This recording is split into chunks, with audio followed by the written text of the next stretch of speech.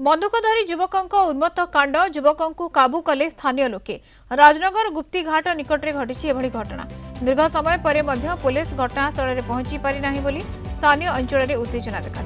संपृक्त युवक जनक बंगलारे कथा होउथबारु बांग्लादेशी अनुप्रवेशकारी बोली स्थानीय लोके संदेह करुछन्ति।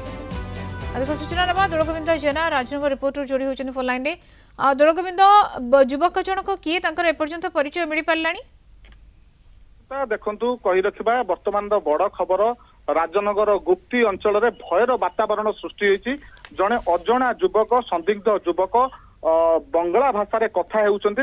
पाखु एक बंदूक जबत कर स्थानीय लोक मैंने जबत कर दीर्घ 2 घंटा धरी स्थानीय अंचल जो गुप्ती घाट निकट रे आतंक खेली बेले स्थानीय लोक मैंने युवक को धरी काबू करी पुलिस की खबर देला 2 घंटा हम पुलिस घटनास्थल में पहुंची पार नहीं, जहाँ को नहीं लोक मान भीतर असंतोष देखा देती।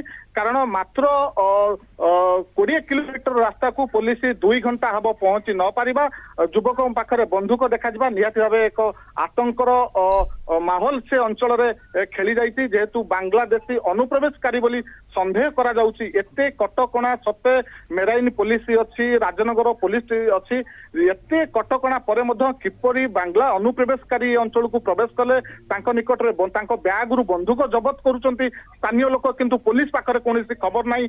पुलिस ए पर्यंत मध्य से घटनास्थल में पहुंची पार नहीं। स्थानीय अंचल में निहाती भाव उत्तेजना सृष्टि होती, से भयभीत अवस्था अच्छी। ए पर्यंत पुलिस घटनास्थल में पहुंची पारि नहीं। मधुस्मिता, हाँ बिल्कुल, किंतु दोलगोविंद जो भाव में सूचना दूसरी पुलिस एपर्यंत पहुंची पारि नाही, किंतु युवक हाथ में बंदूक रही।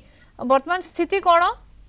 स्थिति स्थानीय लोक माने युवक को काबू करी नहीं, युवक को धरचंती। युवक प्रचुर मद्यपान करिसंती।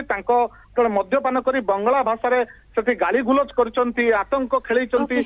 युवक को स्थानीय लोक काबू करिसंती, किंतु बंगला भाषा गाड़ी करुछंती युवक एवं जहाँ संदेह करा जाउची बांग्लादेशी होई थाई पारंती। तेणु या पुलिस पहुंची नाही एपर्यंत, जो उत्तेजनामूलक परिस्थिति रही। धन्यवाद। राजनगर आम रिपोर्टर दोलगोविंद जेना सविशेष सूचना जोड़ी होते।